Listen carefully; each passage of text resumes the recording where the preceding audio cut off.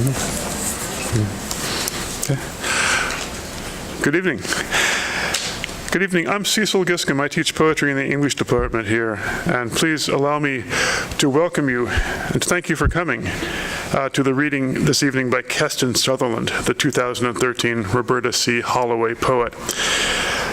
Among the previous Holloway poets are names that you may recognize: Louise Glick, Michael Palmer, Paul Muldoon, Yusuf Komunyakaa, who will be here returning to campus in a few short weeks, Ann Carson, Mark McMorris, Judith Goldman, and last year, Catherine Walsh.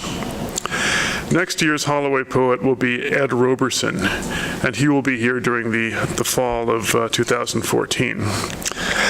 Let me remind you briefly of the coming Holloway series events, poetry readings later on this semester.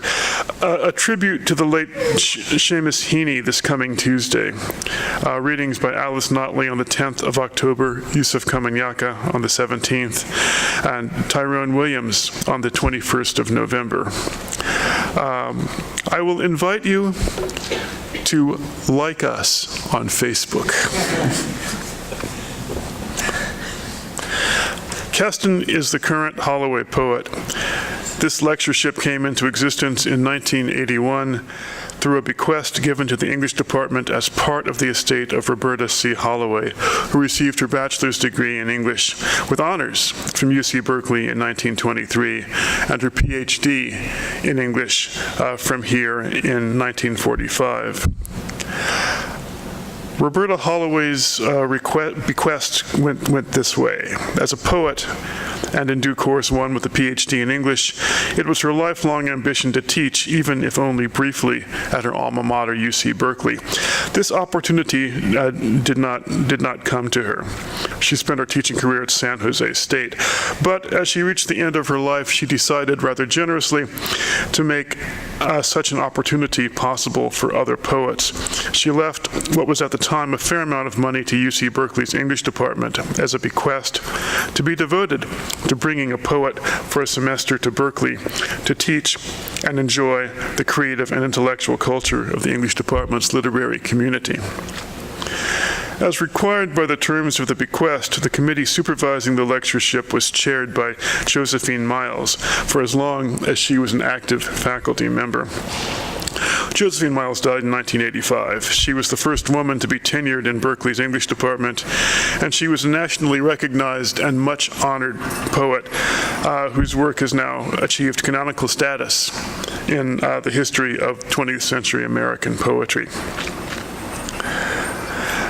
Now, for the years that I was in graduate school at Cornell University, and for some years after that, my teacher was the poet A.R. Ammons, Archie Ammons. Archie studied here at Berkeley in the 1950s, and his teacher was Josephine Miles.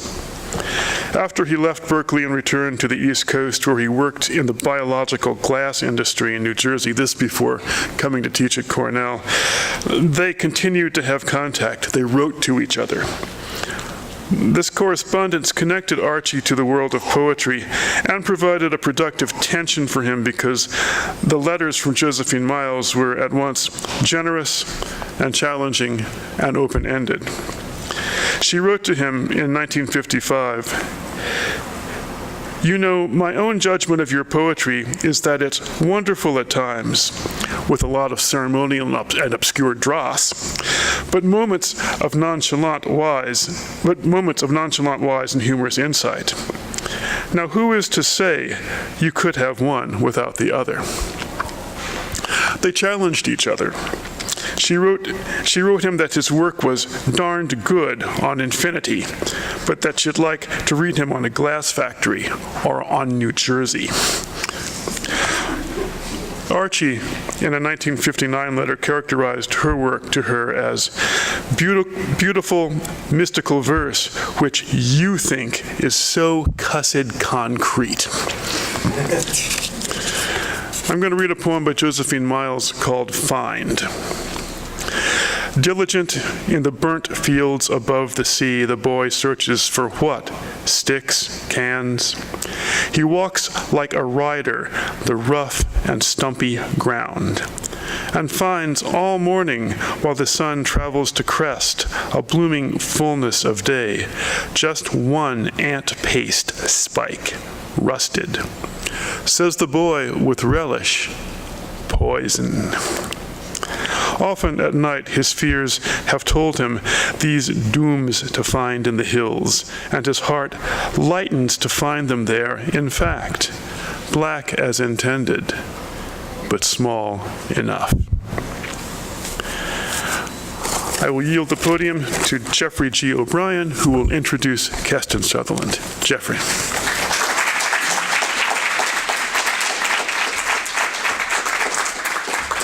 So I had planned to read all that boilerplate and to read a Miles poem, because we have this mild competition among the poets on staff to dig out the best unread Miles poem. So I have one banked, okay? And I actually had this artful segue from the Miles poem into the beginning of my introduction of Keston. So I'm going to read that segue even though it'll make no sense because you haven't heard the poem. That poem could, among other things, stand as a description of Keston Sutherland's philosophy of performance.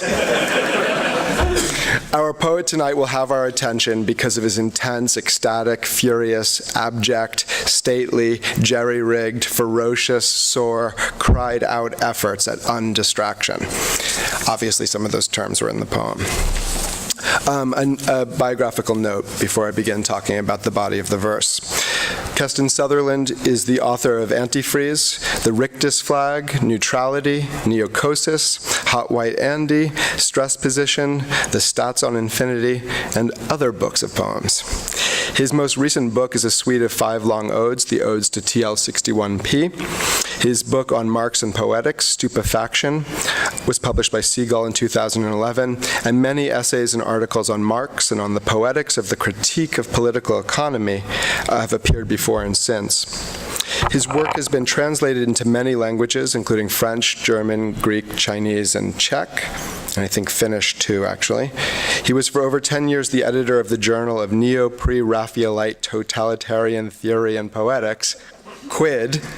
With Andrea Brady, he is the editor of Bark Press, one of the most significant and culturally definitive small presses in the UK. He lives in Brighton, where he runs the Sussex Poetry Festival and works at the University of Sussex teaching literature and critical theory. He writes on many fronts. In his essay, Marx in Jargon, from his critical book Stupefaction, whose subtitle is A Radical Anatomy of Phantoms, Keston Sutherland considers the German word Gelehrter, Marx's bitter term for the dead labor irretrievably stored in the commodity. Gelehrter is literally a gelatin product and is thus the irreversible outcome of the processing of living bodies. Abstracted to the commodity form more generally, Gelehrter as commodity suggests that consumption is literally vampiric or cannibalistic, thriving on the pulverized human labor now made what Sutherland calls, almost endearingly, a comestible blob. This is not exactly an ideal situation. And poets and their perhaps more insubstantial wares are not exempt from that global fate. Sutherland addresses this in the 5th of his odes from his recent volume of poetry, the Odes to TL61P. Quote, "There is something we need to do about everything, something it is always hard to be. Career poets are part of the problem, smearing up the polish, drying out the fire, chucking shit all over the place, not being party to the solution, banking on the nodding head, the reader saying, yes, that's what it's like, so as not to know what it's for, since meaning is easier that way, gaped at through the defrosted back window of the Audi, hence the spring for a neck. We all know where that shit got us, being what we eat. The body as bobblehead, car ornament, biostorage for goods, and the reader and poet as potentially no different, mutually confirming an inert sense of how and what everything is like, mimesis instead of doing, banking on another person rather than joining persons in the need to do something about everything. There is an endlessly paraphrasable, restatable question running, and it does run, through all Keston Sutherland's work. How could one be other than the final stage of digestion for capital? How does one become the person or subject that could want something other than what is, who could want something better, could want better, differently, such that desiring was not merely a flight from one part of the wrong to another, where it wouldn't be felt immediately as such? How could one want others, connect to the rest in a non-vampiric, non-cannibalistic relation? The answer is not on the page, and not all at once, and not totally. That is, not yet in time, and not here in space, such as they are under capital, though that's no license to stop trying, out there in the where that shit got us, and here in the nowhere of the page. A second question sprints and sleepwalks through the first question. Why, despite his political activism and critiques of political economy, does that wondering also take the form of the poem for Sutherland? How can poetry register a trammeled, encumbered, half-felt, blocked, fading, vulnerable desire that is not equal to shopping or being safe? That desire for collective, quote, love, the superpower to come. By producing a radical anatomy of our physiological need for it in all the difficult and simple facts of the poem, its pace, its cadence, its durations, its Frankensteining of the dead work of genres, of moments in the metrical record, its grammars and their disorienting extensions and abruptions, in the poem's capacity to host all proper and improper contents, and in its being overrun by what it admits. The poem for Sutherland is not a place outside the time and space of the present and its quiet disasters of gelatinized labor or its louder points of crisis, the fatal and sustainable subtraction of bodies in war and work. But it is a non-site within that present that can convene multiple times, the time of Donne, Pope, and Wordsworth's measures, or of scenes from a personal history of uneven sexual development. And multiple places, Abu Ghraib and London, Nigeria and Oakland, such that thinking can rise up within its contemporary bonds and sing the pressures it is already under by submitting them to the poem's further pressures. Here is Sutherland thinking sensitively about one of those pressures, meter. This is from an interview. It seems to me, in fact, that because of the present dominion of capital, specifically because of the mediation of intimate human relationships by capital, my relationships with poets in the past are also mediated by capital, and their expressive accomplishments do come to me in a variant form of dead labor, as Marx describes it. Here's another quote from an interview. For me, handling these meters cannot, for that reason, simply be a kind of job of putting on your radioactive gloves and treating them like toxic objects with tweezers and mocking them. It has to be about really trying to disclose the once living and future living human potential in these forms of expressivity. But to do that, I absolutely must sound what is dead in them too. And everything that shudders in them, which might nearly approximate to or sound like or resemble or project or hint at our possible reconciliation with pure and simple pleasure, which cannot simply be adopted as pure pleasure or be resolved into pure pleasure. Sutherland does not think the revolution is coming tomorrow, nor does he think poetry will lead it, but verse is one form of doing potentially live labor in the present's deadnesses, and of calling the dead labor of poetry back into vital, collisional, contemporary situation without mistaking it for life. But it is hard to think of Sutherland's verse as anything but alive. It is at least several forms of undead. And perhaps is the best prefix we can hope for, a shedding of definitive structure and concept, a being unequal to, both weak and strong, a strength that is made perfect in weakness, as Milton borrowed Corinthians to say.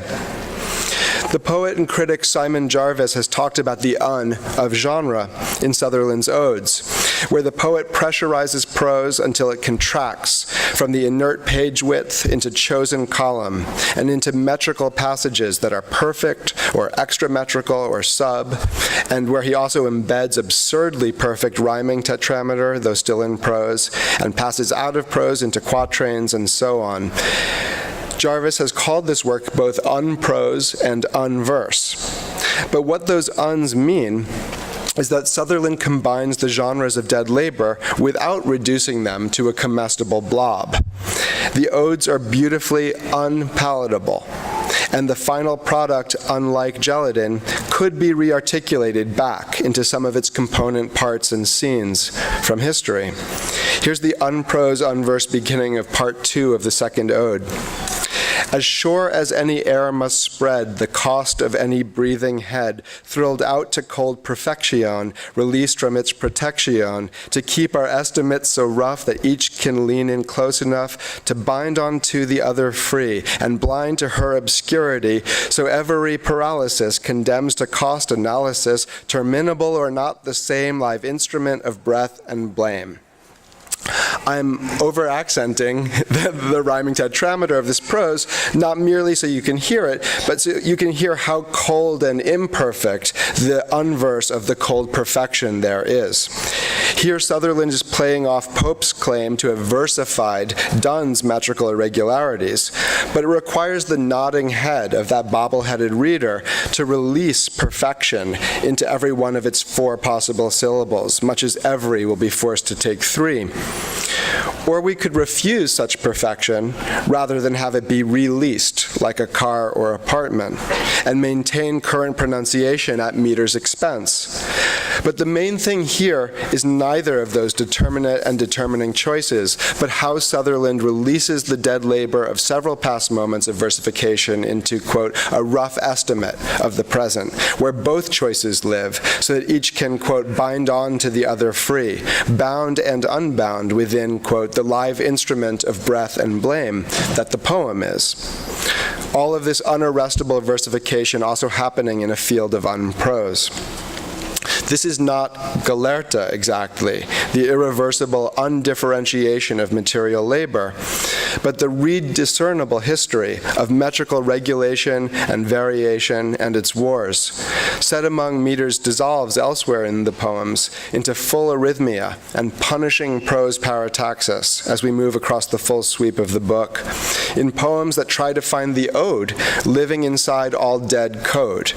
Quote, a bastard ode to prose where nothing is advertised, value is never added, love is flat pack, not inflated. There is one place, off-page, where relations among the compossible layers and labors of poetry's dead must be made determinate in the body of a performance, including the one that is about to begin sounding out some of these questions and their traversal by the other concerns of Sutherland's odes.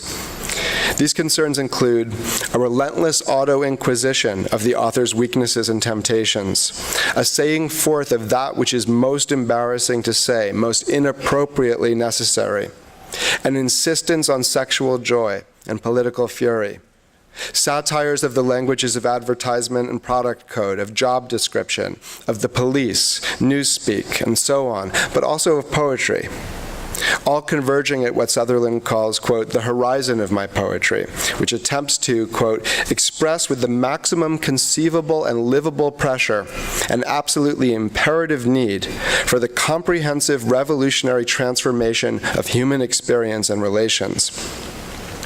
In performance, Sutherland embodies that livable and nearly unlivable pressure, speaking with a blessed straining, to use Adorno's term for the work of real happiness, and with a speed that registers the need for that comprehensive revolutionary transformation, the somatic labor of such transformation, and the precisional joy that could accompany such work.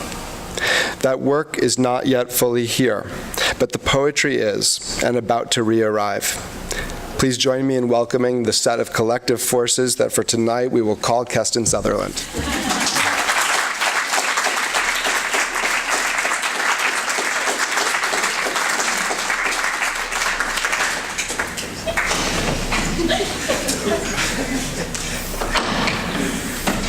leaving yet.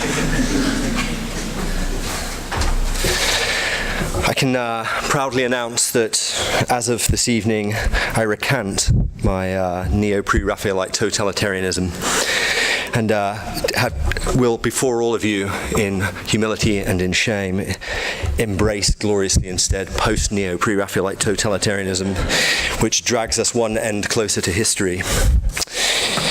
Thank you so much, all of you, for coming. Thank you to Berkeley, if an institution can meaningfully be thanked, for having me. Thank you for everyone who has had any hand in bringing me here. It's a real pleasure and an honor, and I'm exhilarated to be able to read to you all tonight as a Holloway poet. Thank you. Thank you especially to Geoffrey G. who is just extraordinary, isn't he? That was an amazing introduction, and it's part, I suppose, of, if such a thing exists, then the disintegrated philosophy of the book from which I will read for you tonight, that first moments are in fact able possibly to be repeated. Marx says so, at least, that the commodity never loses its virginity. I wonder if it'd be possible for us to reinvent ours. And so I think it's only apt that the introduction, the first moment to this reading, should be, I'm sure, probably just as interesting or a lot more interesting than the reading itself. It was for me. Anyway, thank you so much, Geoffrey. That was enormously generous. I'm going to read 4 things tonight, the first of which is barely a thing, one of which is a thing kind of clipped off and excerpted from a bigger thing, so a kind of thinglet, another of which is a thing into which has been stuffed unceremoniously an excerpt or clipping from another thing. So there will be in this reading a kind of complex or multiplex proliferation of part and full thingness, beginning with a little thing.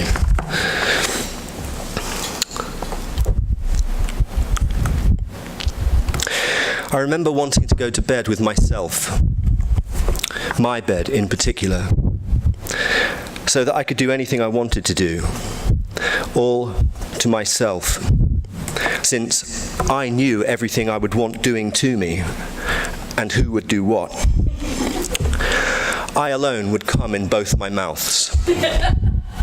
I would get down on all 4 knees and stretch wide my 2 asses to invite in my 2 cocks. One cock, mine, would be way too big for me and way too hard.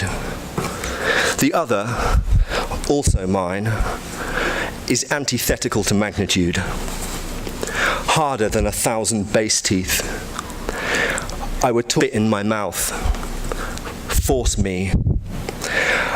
I would grip my tongue in my ass, but I would not run my fingers through my hair or look directly into my eyes and say, I love you.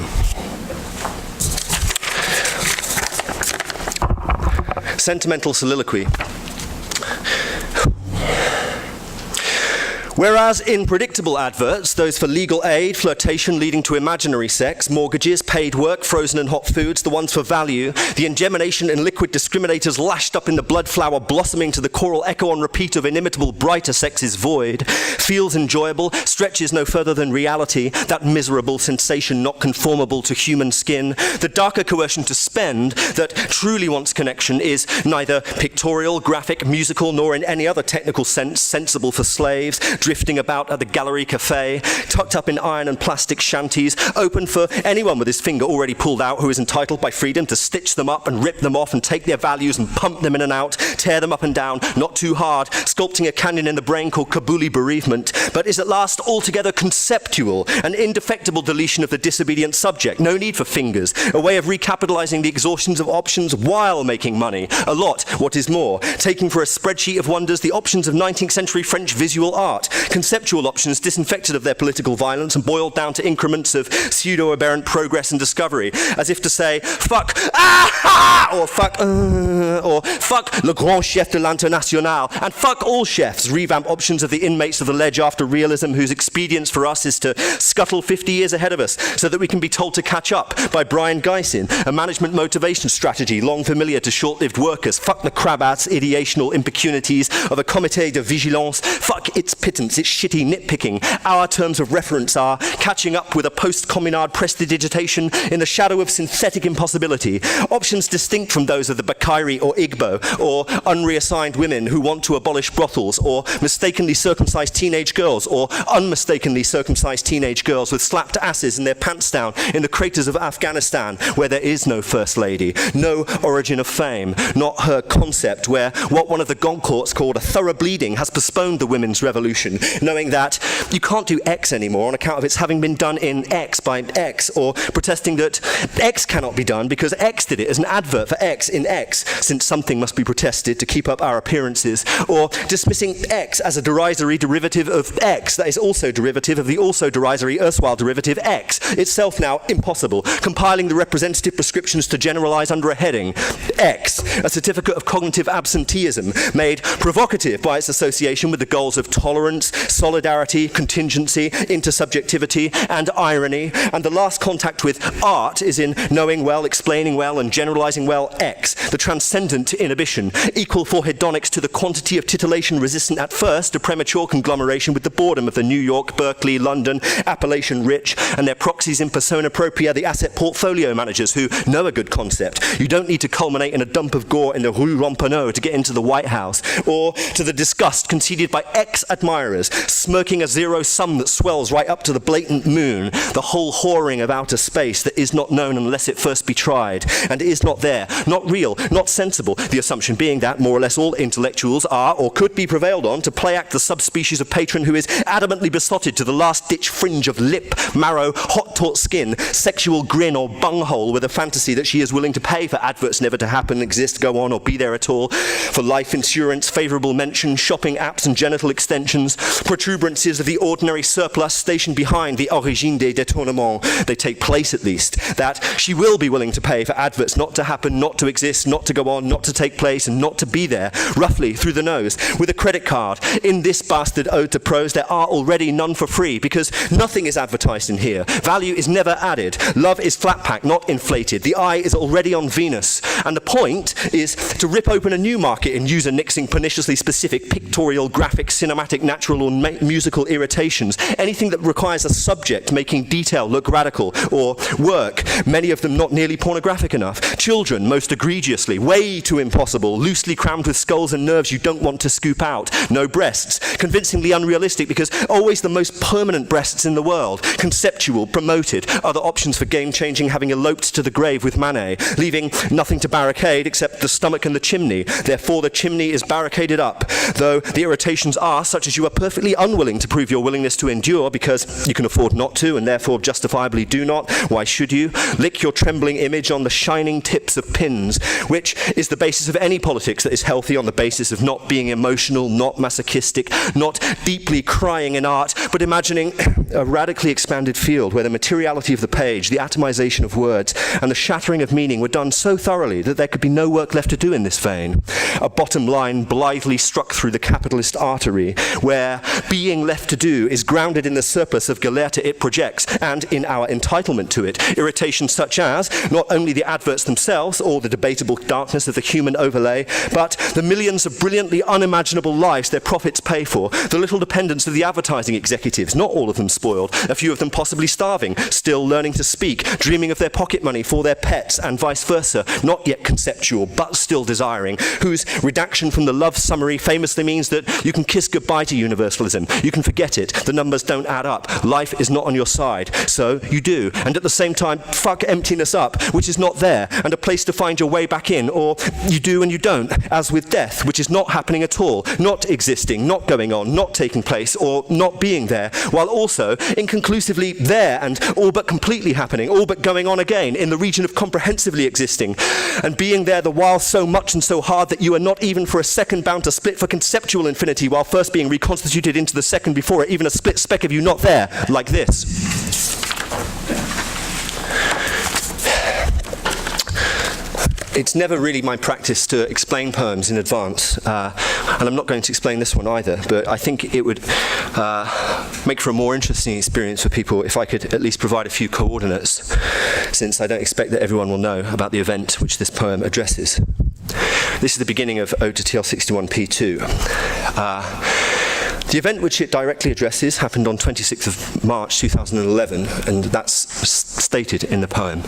What happened on that day was that some activists in London, part of a wider movement protesting against the coalition government there and the austerity policy, which has been destroying so many of the accomplishments of social democracy in Britain over the past few years, decided that they would, in a tactical and symbolic act of solidarity, in expression of solidarity with the protesters still then camped out in Tahrir Square in Cairo, that they would occupy Trafalgar Square. If you've not been to London, it's an extraordinarily prominent, possibly the kind of heart of London, this grand square in front of the National Gallery, and that they would produce a symbolic solidarity with the people in Tahrir Square. And of course also hopefully jam in a stubborn wedge into the heart of London and see what the police could do about it. The police decided immediately to do what they usually do about it, which was to kettle everybody and then immediately chuck them all out and arrest anyone who resisted. So the square was very quickly cleared. Millbank is the only other thing I'll explain in advance. Millbank is the centre of the Conservative and Liberal Democrat coalition government in London, and on the 10th of November 2010, an enormous student protest assaulted the building of Millbank, smashed out all of its glass windows, and seized control of the central building of government for a number of hours. So this is the clearance of Trafalgar Square. I'd like to dedicate it today to my friends and comrades in this part of the world, and specifically to anyone who fought for Occupy Oakland. What the public hears from the police on TV is the voice of police management. Everyone who has a manager knows what that litotic brachyllogy always sounds like. You learn in the end to pick out the buzzwords like hares from a dessert you only think you don't want to eat now, whereas, in truth, it is what you have paid for, in order that you can be too intimidated to complain about it or send it back, by way of sending yourself back instead. And though the mouthfeel is like a grease-filled crack, except astonishingly ugly, you study to roll your eyes, pucker as if embittered, and furtively smirk at the gelatin soufflé with the other patriotic bulimics. When, during the live BBC News 24 coverage of the clearance of Trafalgar Square on the 26th of March 2011, the police commander, think of your area manager going by that name, explained for the benefit of sedulous licensees who own the perk of Freeview that the people presently adopted under the state truncheons are not protesters, but criminals intent on chaos, not one because they cannot be, but the other because they are. What he meant was, 1. The plan to camp out in Trafalgar Square is tactically brilliant and must not succeed. Real passion really does make disproportionate analogies powerful. The disproportion of Trafalgar to Tahrir would be no disincentive to solidarity. It would also appeal too much to over-exercised Arabs here and in the region. It would give Al Jazeera an unwelcome brief commercial edge against Sky. 2. When the rank-and-file cops are angry and bored of tolerating teenage insubordination, you toss them some roughage of which they may boast that they feel entitled to it after a tiring day. You watch the cops get their revenge. You get an anal sadistic bliss kick out of watching them do it, only because you allow them to. They will think you are turning a blind eye to their excesses and be very flattered. This is what management always thinks. 3. It was late at night, and the police in the square were being paid overtime.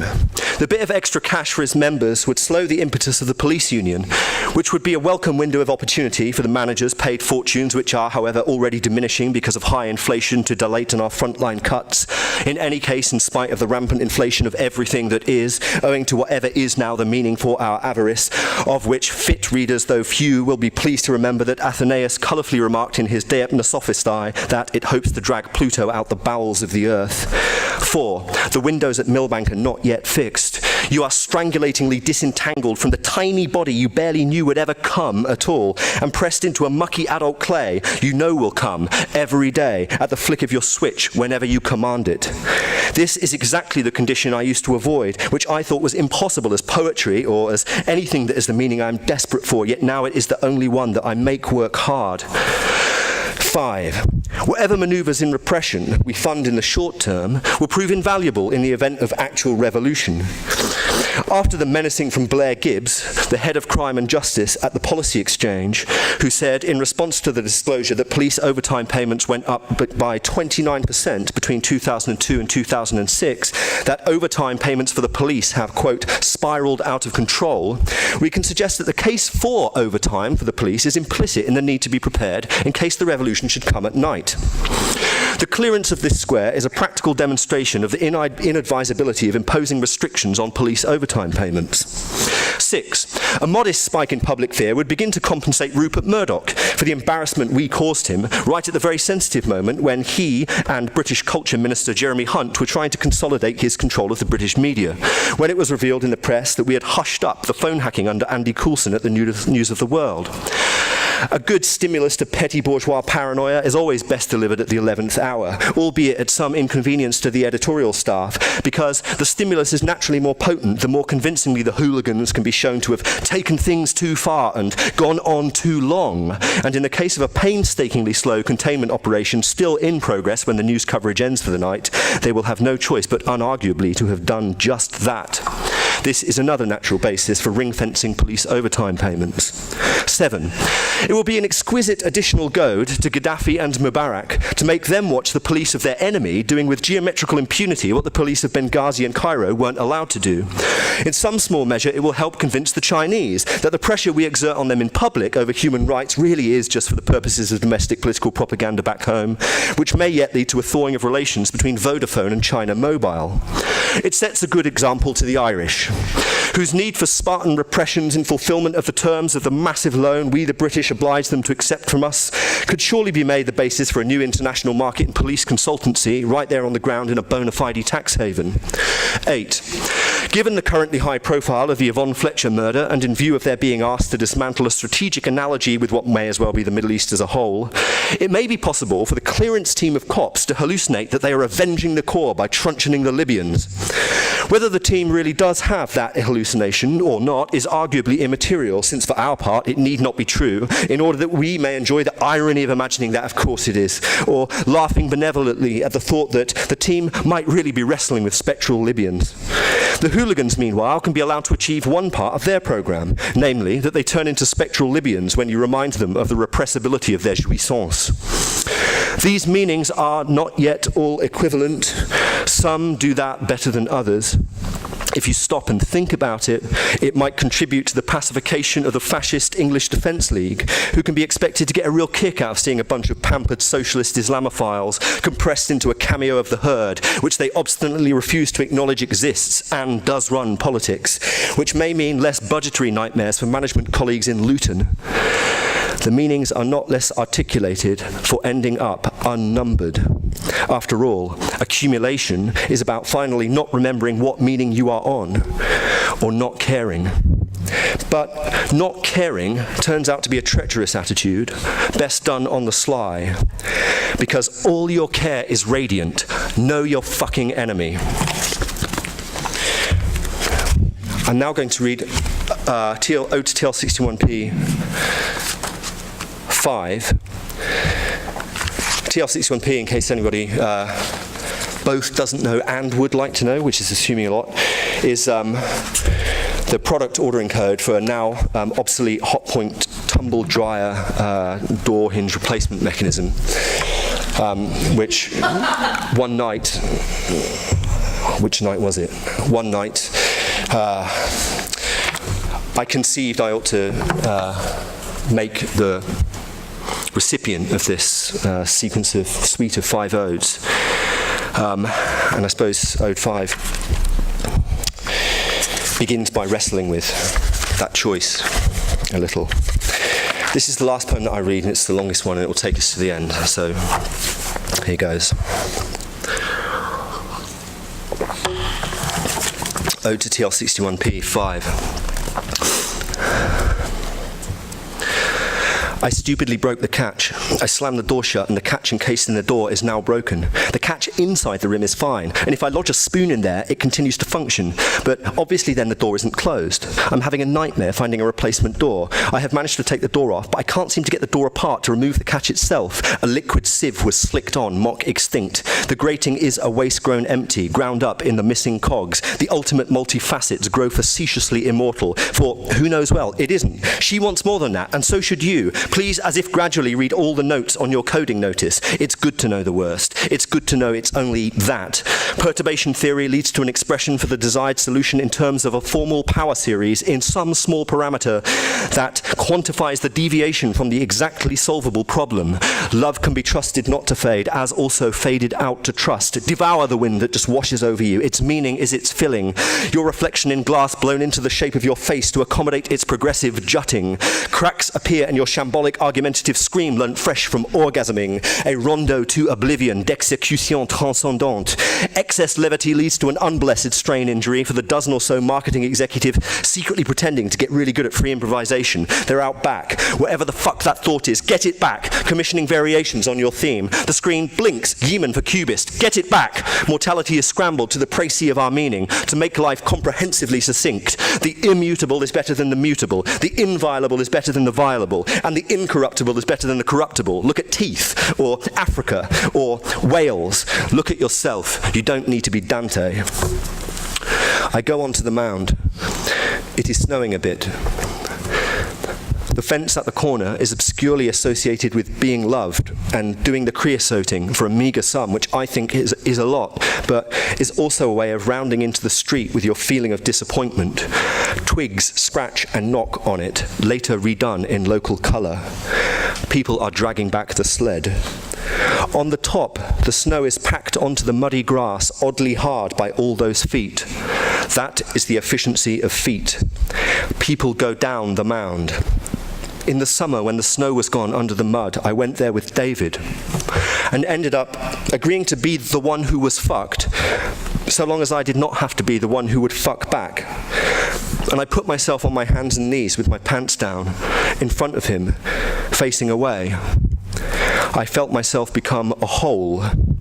I now think I emerged as a whole for him. I now emerge as a whole for you. We didn't get to do it. Our mothers came looking for us and stopped it even before fear did. But I suspected even then that he was frightened or just indifferently disgusted, since otherwise surely he would have done it to me quicker, since I think so. But I mean that him fucking me would have come first, but not me fucking him or our mothers.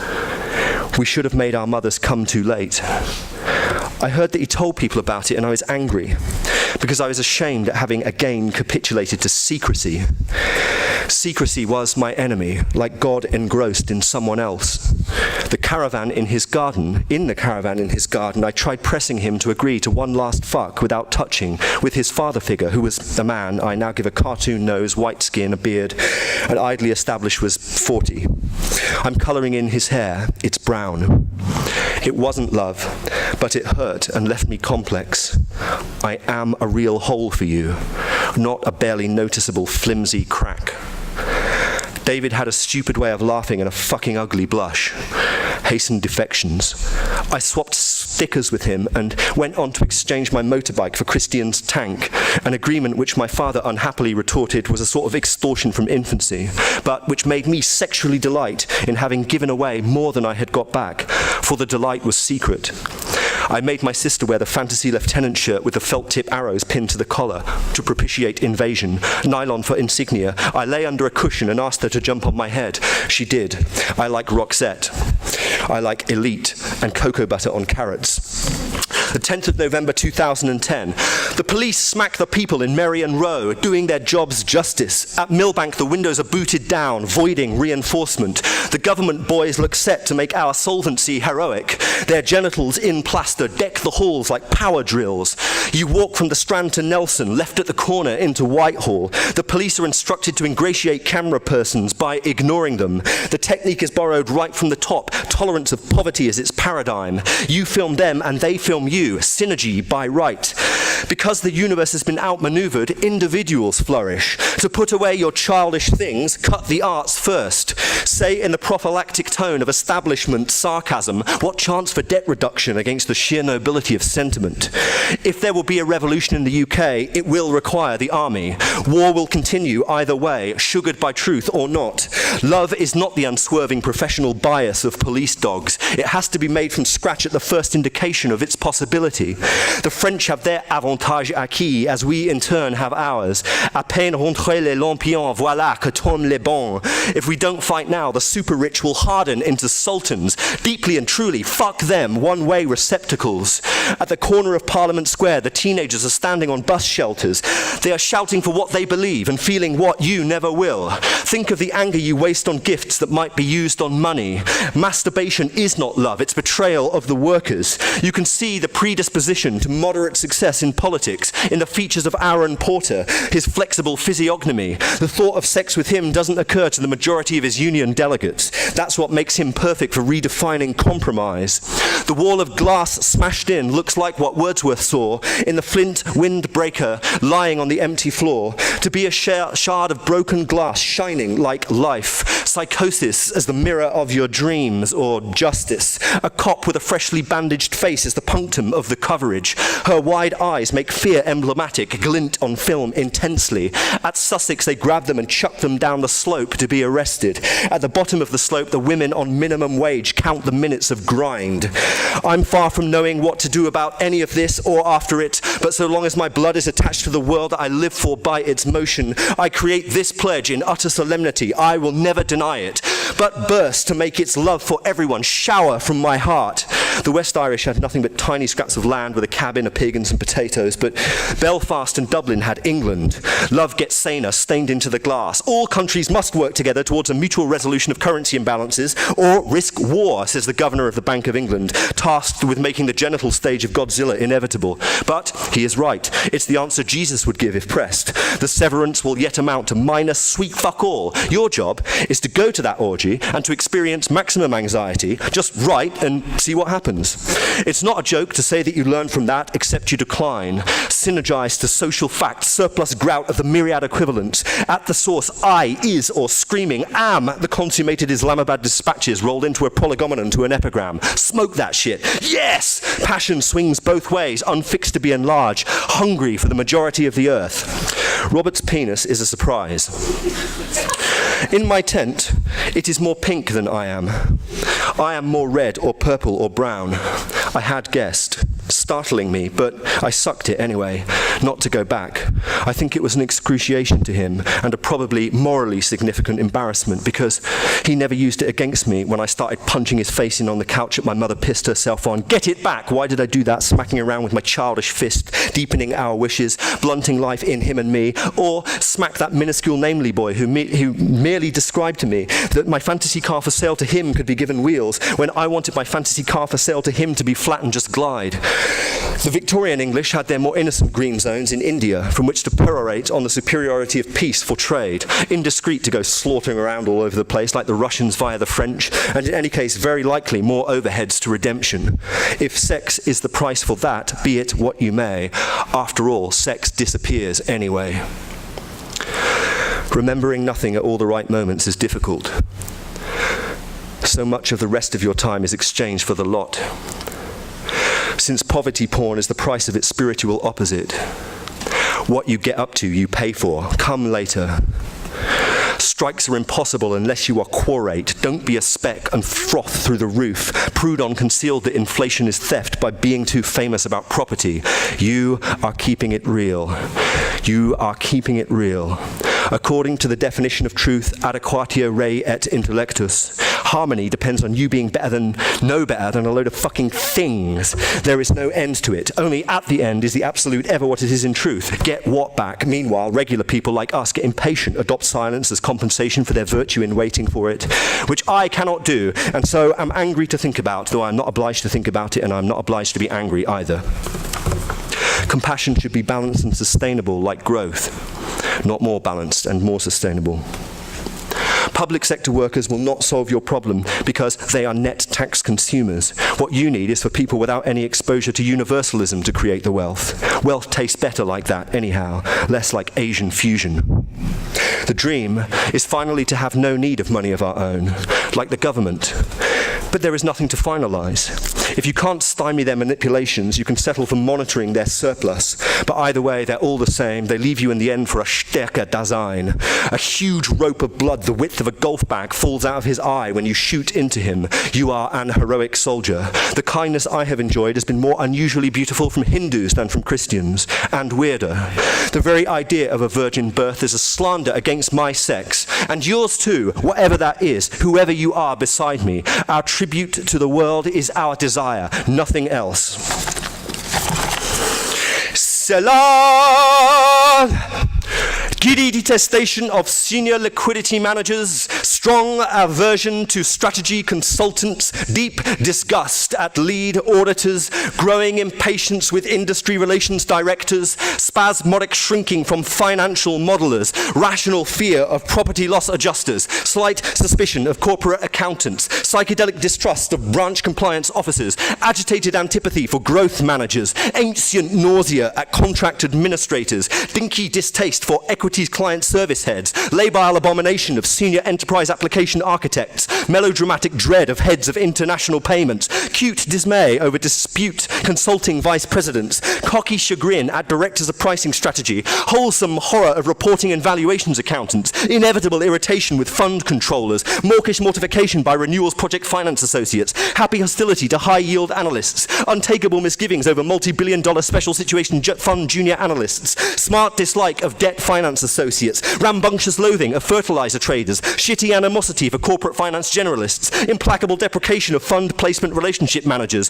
depressed estimation of equity derivative confirmation drafters, blind rage at trainees future traders, greasy disapproval of sell-side analysts, imperative repugnance at flow rates desk strategists, sclerotic conflicts over front office generalists, unschooled coolness on arbitrage traders, fussy disfavor of clearing margin managers, bent enmity with solution specialists, elegant spurning of heads of securities, fevered shuddering at exotic rates associates, being discombobulated by top-tier attorneys, attitudinistic trashing of prime brokerage associates, involuntary flinching from algorithmic traders, iffy qualms with quant developers, instant revulsion to options data analysts, hard-won hang-ups about life and health actuaries, automatic melancholy when confronted with corporate action specialists, nuclear abhorrence of continuity managers, petty incredulity at transitions coordinators, complex disaffection for performance improvement operations professionals, real hatred of transformation managers, waning displeasure at heads of decision support, discreet pique at heads of client integration, evangelical vexation at asset servicing specialists, irresponsible annoyance about transfer agency operations managers, fruitless fretfulness over distressed debt fund analysts, mealy-mouthed misdoubt of credit sanctioners,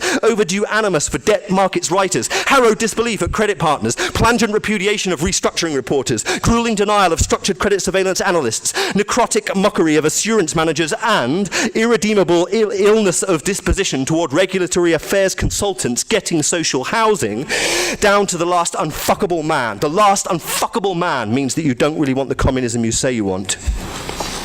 For only something has to change and fast. For only something has to change and fast. You can't love everyone because you can't do all the billions of different types of love. Do the wrong one and you'll never forget it. China is now a multilateral partner. That joke about the reference to the answer in the riddle to the reference to the answer to my life will be repeated without a pause until I and you all laugh. Bush says 3 people were waterboarded and hold the zeros.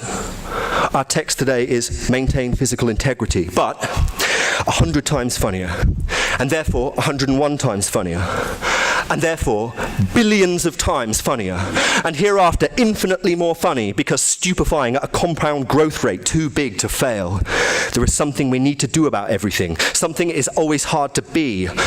Career poets are part of the problem, smearing up the polish, drying out the fire, chucking shit all over the place, not being party to the solution, banking on the nodding head, the reader saying, yeah, that's what it's like, so as not to know what it's for, since meaning is easier that way, gaped at through the defrosted back window of the Audi, hence the spring for a neck. We all know where that shit got us, being what we eat.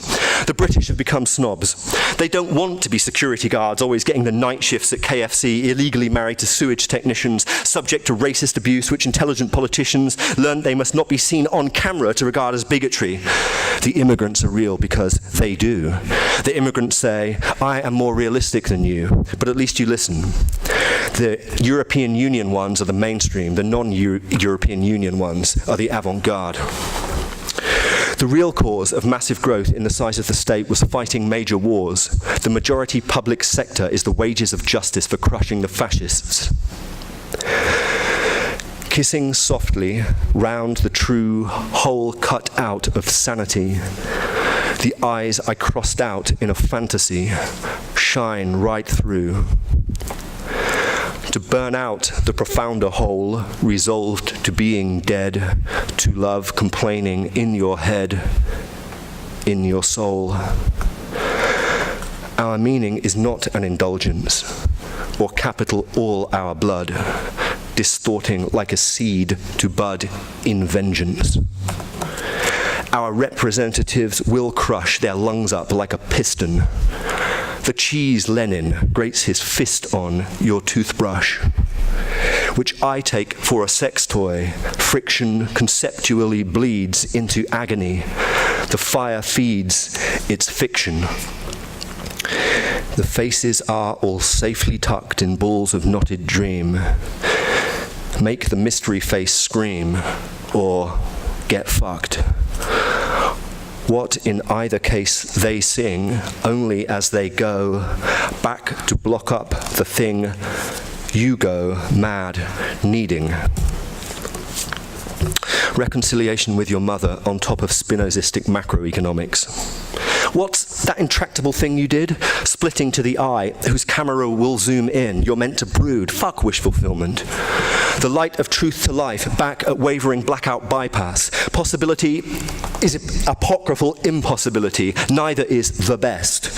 Take what's coming to you. Massification is light. We writhe on the bed in a slalom of air. Obstinate star, I don't really want to stop moving. We are different. Creationism is a tedious joke about the superiority of love to maths.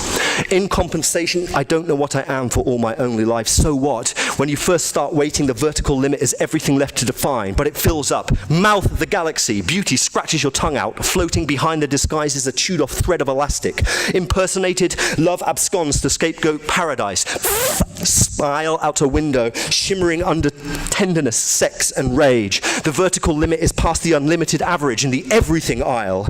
Pornography is like that. It's not going to bite you. You're the wrong flavor. You taste used.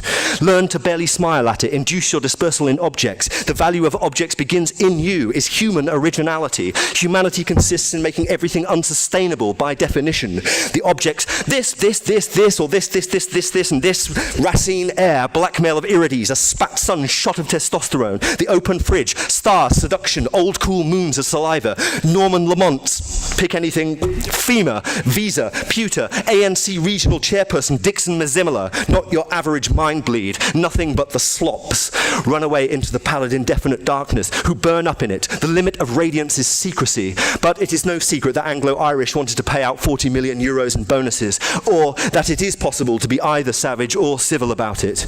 The strategic advantage of the charmingly modernist inferno of chic modernist rubbish, well-presented modernist rock, and cracked west-facing modernist mud, benefiting from a vespertinal crepusculum perfect for masculine lamentation, preferred to female hysteria, is that it can be reconstituted practically at the flick of your switch by water, e.g. not otherwise than effortlessly. This red rock and a budget chicken breast go word for word. The sell-by date makes both poisonous, but both are good for the margins. The whites of eyes of whites whose rights are welts shine out their cries for help. These are the hardest passages to write through, when there is nothing on the other side but the exhaustion of the claim to be there. Was I more beautiful as a child than I am now? Will the sexual relationship between us, him and me, be forever unequal? Me wanting him more than he wants me. That child, with a very probably more honourable claim to beauty. Is he also my fucking father? Fucking my mother before I fucking existed. Do I want myself in the hope that I want something beautiful at all? If I don't, is that freedom from what you fucking want? Do I too easily forget how much I used to want myself in the future? How gorgeous I was to me when I was imaginary. How sexy I was in my dreams before I existed. How much more fucked I was before I fucked. How much more fuckable right then, if not yet strictly fuckable. Yet really, how easy to fuck. But fuck how fucking fuckable I was before I fucking fucked up fucking by becoming fucking fucked. How hard the thought of barely having started living made me. I did desire myself then, but not as someone who is less of anything, e.g. older, not invariably. I wanted myself with identical eyes and an asshole blissed out on the spring. Why is God into virgins? But now I look back, that boy doesn't arouse me very much, in truth. I'd sooner drown in bed forever with the women from my 20s, painting a sky of orgasms, acting insoluble. I remember the number I had beautiful sex with, but not their total number, or mine. Trotsky on the publication by the Bolsheviks of the secret treaties between the Tsar and his Western allies, 22nd of November 1917. Secret diplomacy is a necessary tool for a propertied minority which is compelled to deceive the majority in order to subject it to its interests. Imperialism, with its dark plans of conquest and its robber alliances and deals, developed the system of secret diplomacy to the highest level. The struggle against the imperialism, which is exhausting and destroying the peoples of Europe, is at the same time a struggle against capitalist diplomacy, which has cause enough to fear the light of day. The Russian people and the peoples of Europe and the whole world should learn the documentary truth about the plans forged in secret by the financiers and industrialists, together with their parliamentary and diplomatic agents. The peoples of Europe have paid for the right to this truth, with countless sacrifices and universal economic desolation, end quote. In the overture to absolute knowledge, we are all the phantasmagoric sexual molestation charge from Sweden. Ordinary children grow up into the bankocracy, the better to remain speculative in private. Nothing left behind. Sound more familiar. La dalibongo, human loot. You become in secret my original accumulation of what you are forever lost for. Mine gets hard in my mouth. I will die if I cut it out.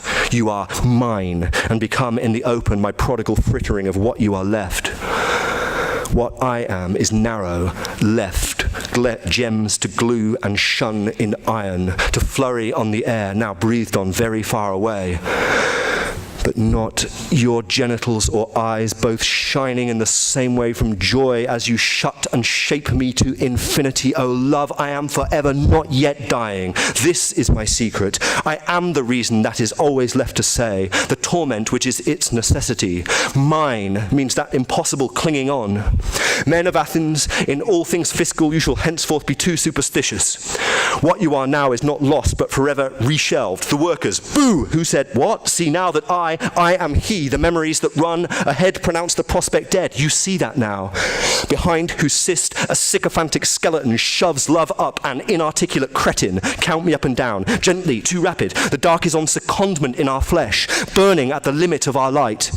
The object revolves in the way on the road. The elastic snaps to drop the subject. Bouncing to the central reservation is a scream. You hear it.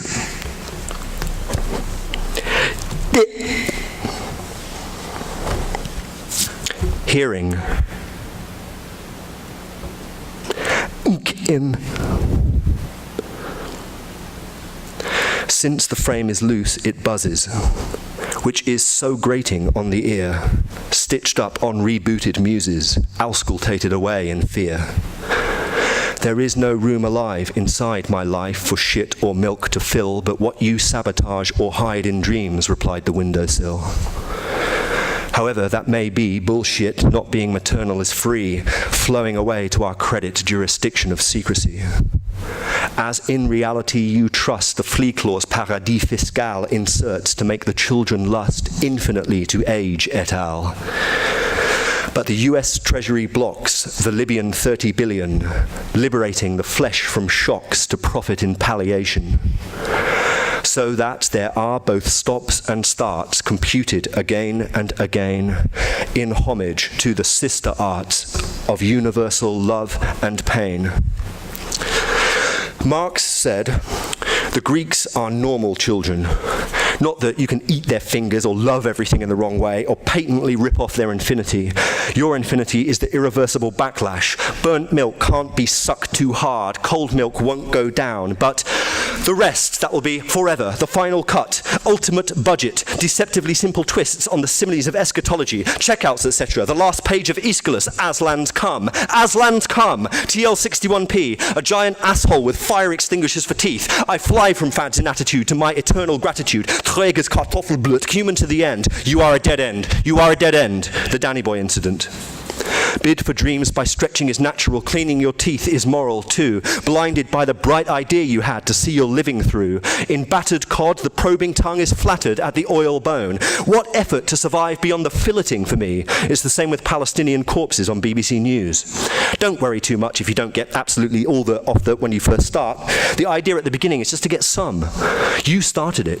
Increasing as the screenings multiply. What's your fucking problem in the future? That we do not know yet. The phantoms will be harnessed, made to slam the freezer door, which expertly connected to a dynamo concealed inside the fridge below will cause to rupture in a glow the infinite equivalent energy of a world unborn, measured in the potential of future Siberian oil, justifying the Japanese. 2, bidding for dreams is this natural, your teeth is moral too. Think errors in scanning. Under that head of pillow of the Labour is bloody bright idea, squint at the national drug code sequestered in the UPC. Nations of the mind, retail the higher purposes of purchase. This zero compressed symbology, ash in cod, necrotic, everything that isn't on fire but rips. The imperial edition of the EAN thrown off for the screen. This, the meaning, multiplies into the dreamy dark, exchanged via a GS1 econ message. In that future we do not know, the ghost is made to swing at all, but a mere GS1 EPC tag for global individual asset identifier. This, the freezer door, which expertly connected to a dynamo, life on Upsi, concealed inside the fridge below, that will cause the infinite, licking Laura's rigid guard bar. The energy, this, of 1,000 suns measured in spitting milk. Polaris strung out over Troy, Ohio. Bidding for natural errors under the universal product code, nations of the mind, higher purchase, zero compressed, ash in cod, isn't on fire but rips the EAN for the screen in the dark exchanged GS1 econ message. In the future we know is made to swing a GS1 EPC tag for global individual asset identifier. This is the freezer door, obviously expertly concealed below the infinite Laura's sheer drop. Thanks.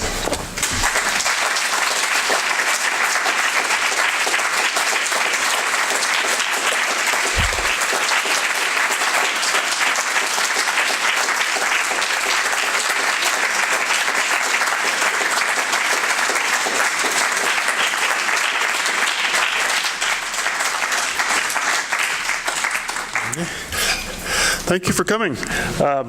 Books are for sale, and there is a reception down the hall in the English Department Lounge. Good food, good drink. Talk to the poet, talk to each other. Thank you very much.